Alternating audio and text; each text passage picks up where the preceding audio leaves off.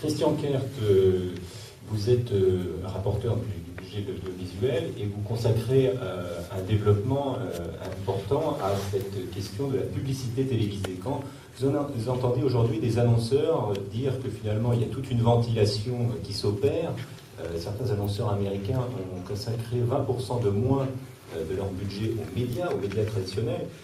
Comment vous appréhendez cela? Est-ce que pour vous, les médias traditionnels doivent s'attendre à une sortie de crise, ou est-ce qu'il y a une décrue inexorable qui va s'opérer? Écoutez, moi j'ai le sentiment qu'il y a un changement relativement violent dans les habitudes publicitaires, et que l'erreur, si nous avons pu commettre une erreur au moment de la loi sur l'audiovisuel, ça a été de continuer à réfléchir en termes de constante publicitaire, en ignorant que la crise allait se trouver aggravée par de nouvelles habitudes publicitaires, de nouvelles habitudes d'audience. Et donc je crois que seulement depuis le début de cette année 2009, les parlementaires prennent conscience qu'il y a un bouleversement publicitaire, moins 15% d'investissement publicitaire sur les 7 premiers mois de l'année, ça doit nous interpeller. C'est peut-être l'une des baisses les plus significatives depuis la sortie de la guerre en matière d'investissement publicitaire, donc il faut en tenir compte. Je crois qu'il y a une sorte de révolution publicitaire, alors que l'on peut devoir certes à la crise, à la différenciation tout à fait nouvelle des offres publicitaires, peut-être effectivement à un changement dans les habitudes des grands annonceurs qui ont estimé qu'il n'était plus nécessaire de se précipiter sur les chaînes historiques par exemple, mais peut-être de ventiler sur des petites chaînes, sur Internet. Donc je crois que nous devons réfléchir à cela. Et lorsque vous disiez, est-ce que vous pouvez dire un mot de votre rapport, effectivement, cette année, exceptionnellement, en pensant au rapport sur les médias devant l'Assemblée nationale et je pense devant le Sénat qui suivra, nous avons eu la préoccupation de mettre l'accent sur la publicité, essentiellement sur la publicité. Et il n'est pas innocent de penser que nous avons créé à l'Assemblée nationale un club parlementaire de réflexion sur les questions de publicité. C'est né cette année de cette volonté de vraiment faire face à un phénomène économique qui est tout à fait nouveau. Alors, dans le rapport parlementaire, vraiment sur ce coup de loupe donné à la publicité, moi d'abord je m'interroge sur l'actualité de la loi audiovisuelle. Est-ce qu'on peut continuer à vouloir taxer à hauteur de 3%, pour l'instant la 1,5, mais de 3% les chaînes privées pour leur permettre de donner un coup de main au secteur public? Est-ce que nous sommes toujours dans des pourcentages d'actualité? Bon, vous savez que moi j'ai défendu l'idée pendant le débat audiovisuel que 3% c'était trop parce qu'au mois de novembre dernier, il y a très exactement un an, on commençait à sentir la baisse publicitaire, on commençait seulement à la sentir, on l'appréhendait assez mal. Bon, donc nous sommes passés de 3 à 1,5, mais normalement on devrait repasser à 3% dans quelques mois. Et je suis de ceux qui disent arrêtons et laissons pour l'instant 1,5. Certains, au singulier de mes collègues, Patrice Martin-Lalande pour la Commission des Finances, a imaginé un système de moratoire qui ferait que tant qu'il n'y a pas des jours meilleurs sur les ressources publicitaires, on n'applique pas la taxe. Alors c'est plus compliqué parce qu'il faut revenir sur le principe de la taxe, en quelque sorte revenir sur le principe de la loi, mais je crois que peut-être l'évidence sera là qu'il faudra le faire. Pour l'instant, l'amendement de Patrice Martin-Lalande a été rejeté en Commission des Finances, mais on va le représenter en séance et je le co-signerai, parce que je ne peux pas le co-signer en première lecture, parce que je ne suis pas membre de la Commission des Finances, mais dans l'hémicycle, je peux le faire, et je défends cette idée parce que je crois que ça n'est plus d'actualité réellement, tel que nous avions conçu les systèmes au mois de décembre 2008.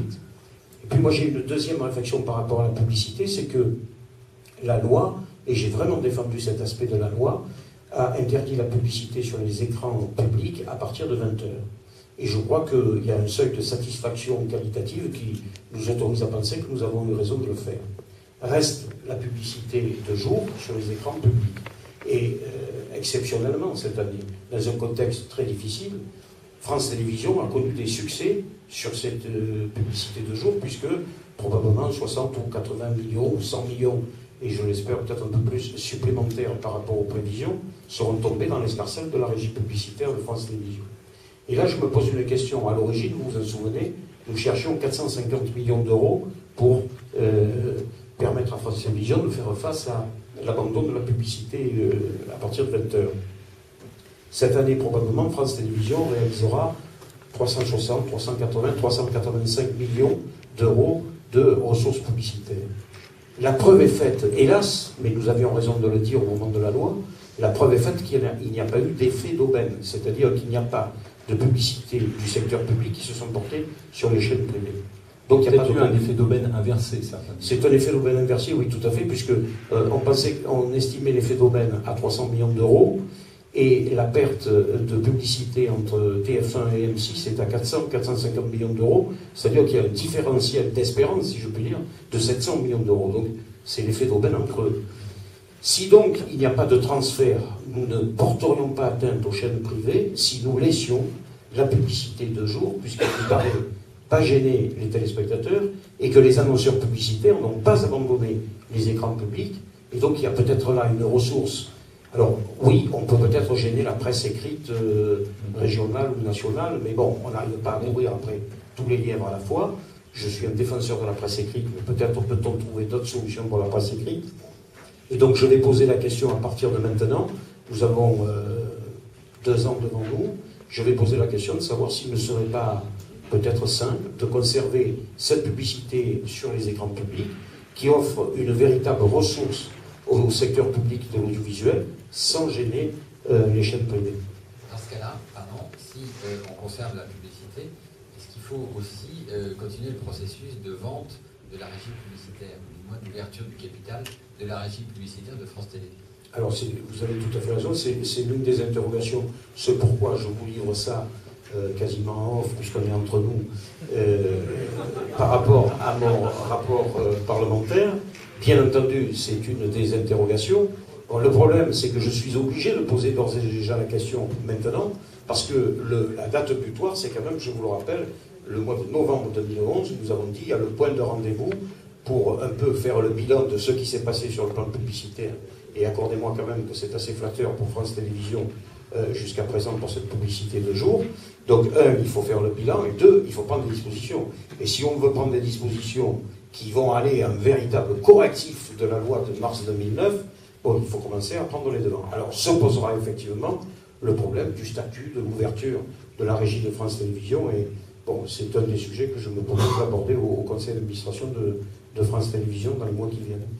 Pardon, mais est-ce que c'est politiquement acceptable, sachant que Nicolas Sarkozy a quand même annoncé la fin de la publicité sur France Télévisions, à moitié, et ensuite, ça va quand même faire dépendre France Télévisions d'une ressource qui va se raréfier, a priori. Alors, politiquement acceptable, je ne sais pas bien ce que ça veut dire. Parlementairement acceptable, ça l'est. Voilà. Bon, moi, je suis au Parlement, hein, je ne suis pas à l'Élysée. Donc, j'ai fait partie de la commission Copé.